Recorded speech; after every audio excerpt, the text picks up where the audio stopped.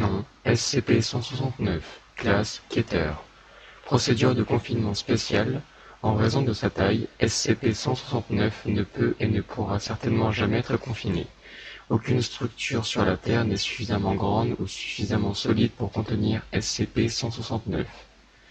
L'emplacement de SCP-169 n'est pas précisément connu, mais des images satellites et des analyses de l'excentricité orbitale de la Terre suggèrent que SCP-169 est situé au sud de l'océan Atlantique, et s'étend probablement autour de la pointe de l'Amérique du Sud, voire Addendum 020.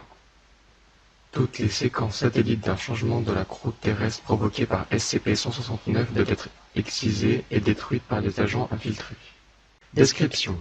SCP-169 est supposé être un arthropode marin d'une taille énorme, connu comme le Léviathan par les générations de marins et des histoires contées.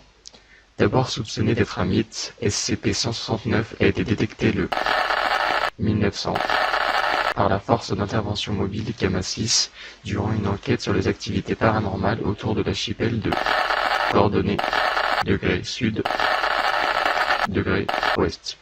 Durant l'enquête de Gamma 6, le docteur Gamma 6 0912 a découvert que l'archipel avait bougé d'au moins 3 km par rapport à sa position initiale. Bien que le docteur pensait que ce mouvement était dû à une dérive des continents exceptionnels rapides, une mission de reconnaissance exécutée par le USS a révélé que l'archipel est constitué de plateaux de roches protubérantes couvrant une énorme masse organique. La Fondation a été immédiatement amenée pour commencer la gestion de la menace. Le docteur et le docteur V6-0421 estiment la longueur du corps de SCP-169 située entre 2000 et 8000 km. La créature est supposée avoir existé depuis l'ère précambrienne. Aucun autre spécimen n'était aperçu. Presque rien n'est connu à propos des habitudes de SCP-169, telles que ses capacités de reproduction, si elles existent, sa source d'alimentation et le secteur où il se niche, s'il existe. Les recherches sur SCP-169 sont en cours d'approbation. L'archipel connu comme l'île de n'a jamais été habité historiquement, bien que revendiqué par en 1700, lors de la remise à la Fondation, a été évacué sous le prétexte d'une hausse de niveau de la mer. Bien que l'archipel soit resté au-dessus du niveau de la mer depuis plusieurs millénaires, tout changement de profondeur par SCP-169 pourrait entraîner la disparition de l'ensemble de l'archipel. SCP-169 bouge lentement, moins d'1 km par semaine, mais semble errer, changeant parfois de direction. Ces méthodes de propulsion sont inconnues. De secousses sismiques régulières semblent indiquer la présence d'un cycle respiratoire, avec une expiration tous les 3 mois, causant des changements mineurs sur le terrain de l'île, suggérant que la créature est probablement inactive. Suppression d'informations. Le USS a été sabordé avec tout l'équipage après la découverte de SCP-169 avec la permission du gouvernement américain.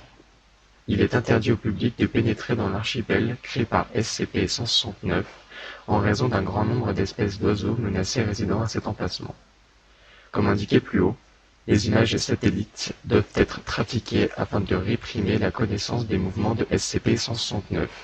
La NASA coopère actuellement avec la Fondation afin de garder l'existence de SCP-169 secrète et permet à la Fondation d'utiliser leurs satellites pour un usage photographique. Addendum 0.20. En 1980, l'Administration nationale océanique et atmosphérique des États-Unis, une agence scientifique américaine n'ayant aucun lien avec la Fondation et ignorant l'existence de celle-ci, a détecté un bruit sous-marin à ultra basse fréquence aux alentours de degré sud, degré ouest, à approximativement km de la côte sud-ouest du sud de l'Amérique.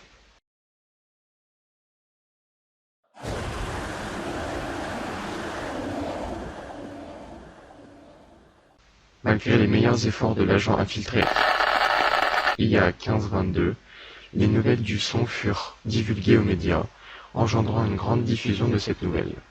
Les analyses de la Fondation ont conclu qu'un énorme organisme sous-marin était à la source du bruit.